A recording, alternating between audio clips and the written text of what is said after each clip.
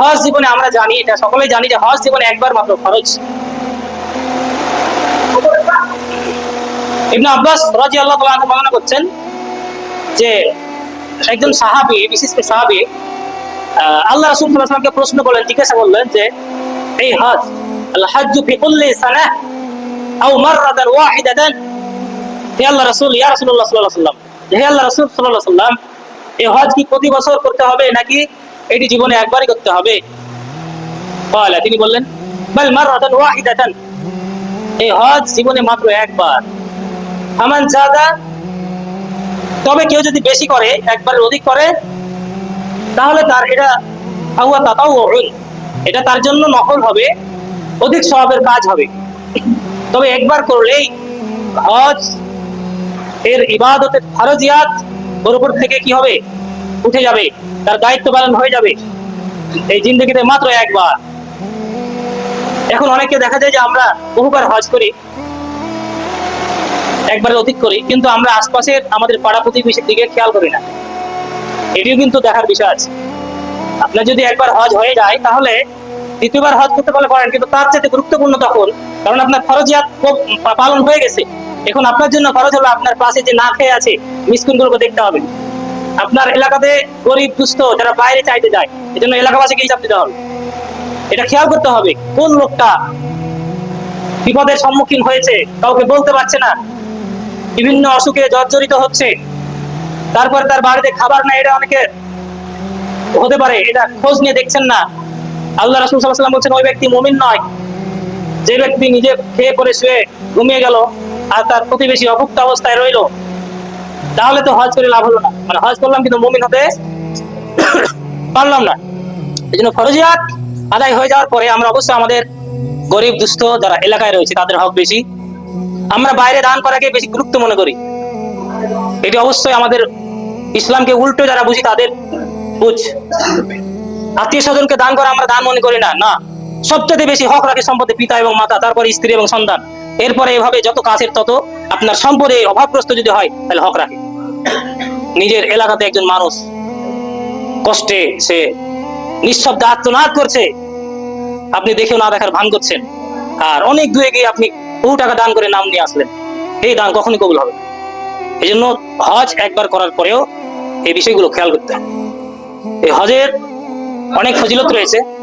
এ বিষয়ে আবু হুরায়রা রাদিয়াল্লাহু তাআলা বর্ণনা করছেন যে হজ আল্লাহ সুবহানাহু ওয়া তাআলা ফরজ করেছেন। এই হজের বিষয়ে ফজিলত হলো আল উমরাতু ইলাল উমরাহ কাফফারাতুন লিমা বাইনাহুমা। কেউ যদি উমরা করে এবং দ্বিতীয়বার উমরা করে, একবার উমরা করে দ্বিতীয়বার উমরা করে, তাহলে তার এই মাঝের সমস্ত পাপের কাফফারা হয়ে যায়।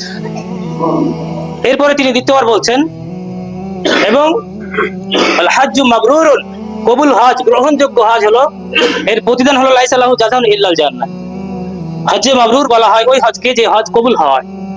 যেই হজের হাজি যিনি হজ করেছেন তার হালাল রুজি দিয়ে, সুদের টাকা নয়, ঘুষের টাকা নয়, মানুষের বাপ ভাইয়ের জমি বা বোনের জমি লুটে পুটে নয়, সঠিক যেখানে কারো হক নষ্ট হয়ে নেই, পরিষ্কার পরিচ্ছন্ন টাকা, যাতে কারো হক নষ্ট হয় না, এই টাকা। এবং দ্বিতীয়ত তার নিয়ত হবে খুলুসিয়াতের মধ্যে পরিপূর্ণ, অন্তরে কোনো রিয়া নেই, লোক দেখানো চিন্তা ভাবনা নেই। অনেক মানুষকে দেখা যায় যে হজ করার পরে তার চরিত্র পরিবর্তন হয়নি, তাহলে বুঝতে হবে তার হজ কবুল হয়নি। তারা বিভিন্ন রাজনৈতিক কারণে হজ করে, কিন্তু হজ করতে হবে ইসলামী আল্লাহ সুবহানাহু ওয়া তাআলার সন্তুষ্টির উদ্দেশ্যে। এই সম্পদ তিনটা বিষয় খেয়াল করতে হবে, তাহলে হজ্জে মাবরুর হবে।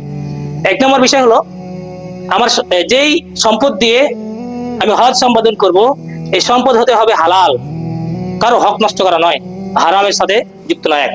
দুই নম্বর হলো আমার নিয়াতকে পরিপূর্ণ থাকতে হবে যে আল্লাহর জন্য হয়েছে ইবাদত। মানুষ আল হাজ বলবে, হাজি বলবে, এরকম কোন দুনিয়াবি লালসা নেই। এটি দুই নম্বর। এটা সকল ইবাদতের মধ্যে এই ইবাদতটি গুরুত্বপূর্ণ। এই তিনটি শর্ত কিন্তু প্রত্যেকটা ইবাদতের মধ্যে সম্পৃক্ত। যে কোনো ইবাদত আমরা করতে যাব, এই তিনটে শর্তকে ভালোভাবে যাচাই করব যে এগুলো তিনটে শর্ত আমার অন্তরে ঠিক আছে কিনা। আমার হালাল রুজি না থাকলে নামাজে হবে। এই জন্য প্রত্যেকটা ইবাদত করার পূর্বে আমাকে খেয়াল করতে হবে এই তিনটা শর্ত ঠিক আছে কিনা। আর এক হলো এই সম্পদ হালাল হতে হবে। দুই নম্বর খুলুসিয়াত, ইবাদতে ইখলাস থাকতে হবে, হজ্জের ব্যাপারে ইখলাস থাকতে হবে। তিন নম্বর হলো হজ্জের যে বিধিবিধানগুলো রয়েছে এগুলোকে সঠিকভাবে আল্লাহ রাসূল সাল্লাল্লাহু আলাইহি সাল্লামের পদ্ধতি অনুযায়ী সম্পাদন করতে হবে। ফরজ ছুটে গেল, ওয়াজিব ছুটে গেল, বুঝতে পারলাম না যে হজের ফরজ কি ওয়াজিব কি, এই বিষয় নিয়ে পরবর্তী আলোচনা হবে ইনশাআল্লাহ। এই বিষয়গুলো মানে সম্পাদনের পদ্ধতি মেনটেন করতে হবে আল্লাহ রাসূল সাল্লাল্লাহু আলাইহি সাল্লামের পদ্ধতি অনুযায়ী। কোরআন হাদিস অনুযায়ী যদি এর ইবাদতটা সম্পাদন হয় আর এই তিনটা সমানভাবে ইবাদতের মধ্যে পাওয়া যায়, তাহলে ইনশাআল্লাহ আমাদের হজ হাজে মাবরুর হবে ইনশাআল্লাহ, কোনো সন্দেহ নেই। আর আল্লাহ রাসূল সাল্লাল্লাহু আলাইহি ওয়াসাল্লাম বলছেন, লাইসা লাহুল জাযা ইল্লাল জান্নাহ, হাজে মাবরুর কবুল হাজের সওয়াব হলো জান্নাত ছাড়া আর কিছু না। মানে জান্নাত আল্লাহ তাআলা দিয়েই তিনি সন্তুষ্ট করবেন তাকে।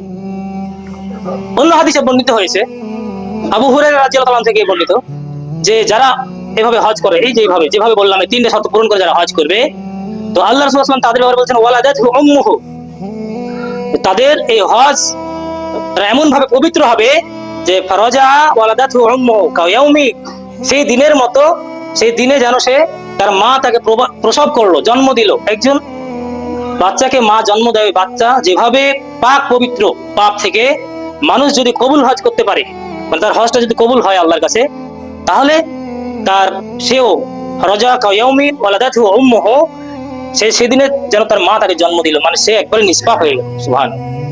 এই জন্য হজকে আমরা ছোটখাটো ভাববো না। যাদের উপর হজ খরচ হয়ে গেছে আমরা দেরি করবো না, ইনশাল্লাহ আমরা খুব তাড়াতাড়ি হজের নিয়ত করব এবং তার পূর্বে হজের নিয়ম নীতি সবগুলো আমরা সঠিকভাবে জেনে নিব। আল্লাহ যেন আমাদেরকে হজের জন্য কবুল করেন, যাদের সামর্থ্য রয়েছে তাদেরকে হজ করার তৌফিক দান করেন বলি আল্লাহু আমিন। এবং আমরা যারা হজ করবো আল্লাহ যেন হজ্জে মাবরুর দান করেন বলি আল্লাহু আমিন।